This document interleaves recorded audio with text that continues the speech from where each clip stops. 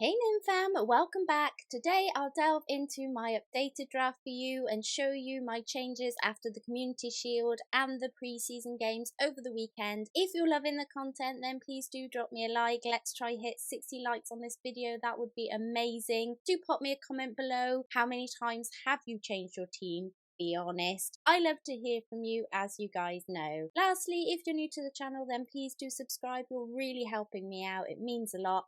Okay, let's delve into this.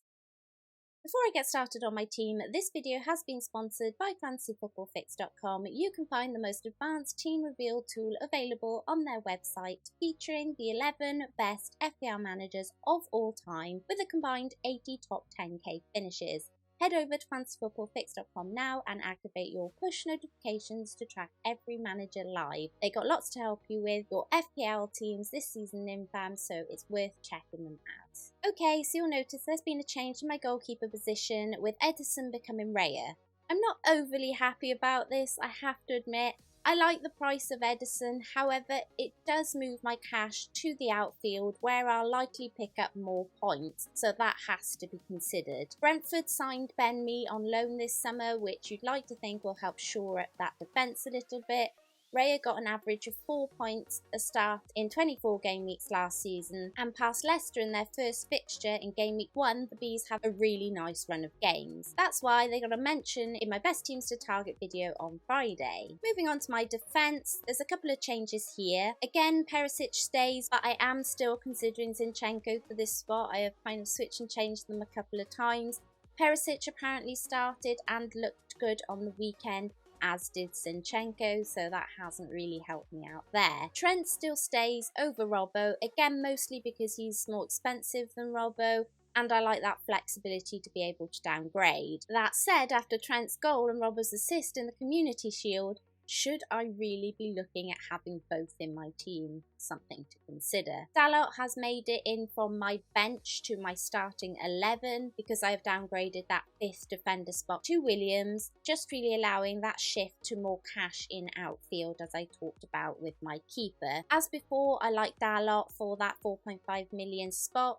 There's some decent fixtures at the start of the season and he's quite attacking, which is always a plus for a cheap defender, though 8 Nori at 4.5 million is also a serious consideration at this stage. Lastly, Walker, he started in the Community Shield and Cancelo didn't look great. That doesn't mean that Cancelo is a bad option at all, but you know, maybe Walker is a cheaper way into that City defence for now, or maybe that's just wishful thinking on my behalf. Guess we'll have to wait and see. In midfield, there's a lot that's still the same here. Salah's percentage owned makes him a lock in my team. Plus, well, he's Mo Salah. There really isn't much more to say about that. The Community Shield proved that. If you're needing reminding at all, you'd be a brave person to go without him at the start of the season. Martinelli and Neto keep their place, however Podence has come into my thinking a little bit after his pre-season form. Arsenal though, wow, they just seem to have clicked this pre-season. Martinelli played 90 minutes in the game against Sevilla and got 2 assists. He really should have had a goal, but unselfishly gave it to Nketiah to tap home. He squared it across the box and Nketiah tapped it home. So for the moment, at 6 million, Martinelli is a lock.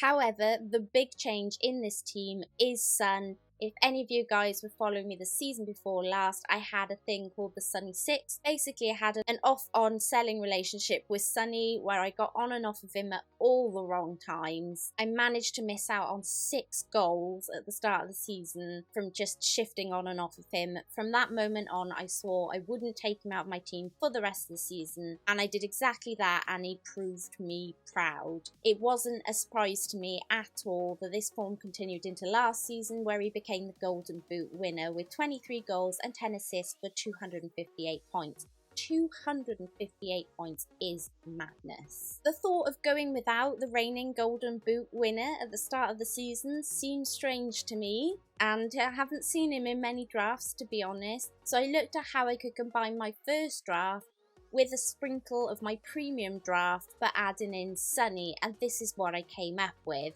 Like a juicy kebab on a Friday night after a few, you know you shouldn't do it because it'll mess up your diet, but you just can't help yourself from doing it anyway because it tastes so good.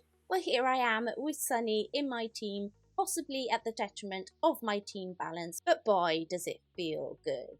Somehow, even with Sunny in my team, I've managed to keep Haaland and Jesus up top. This I really like. I've considered a couple of different drafts, which you'll see in just a second, but mostly I keep coming back to having Jesus paired with Haaland or Kane all pre-season. I was hoping the Community Shield and the Spurs game on the weekend would help with my decision on either of those two, and unfortunately neither of them returned, making it still a really tough decision. The reason Haaland is still in this draft over Kane is because I do have Spurs cover in Son, so I'm not sure if the double up at the start of the season is the way to go. Maybe spreading the cash across the two teams would be better, but it doesn't cost anything to add Kane here instead of Haaland before the Friday deadline. On my bench, it's still fodder. As mentioned before, Williams has come in as a 4 mil defender and I've switched Greenwood to Archer. It's all much of a muchness, really. So just to summarise, despite being seriously tempted by my all-out attack draft, I feel more comfortable with my first draft and this updated draft.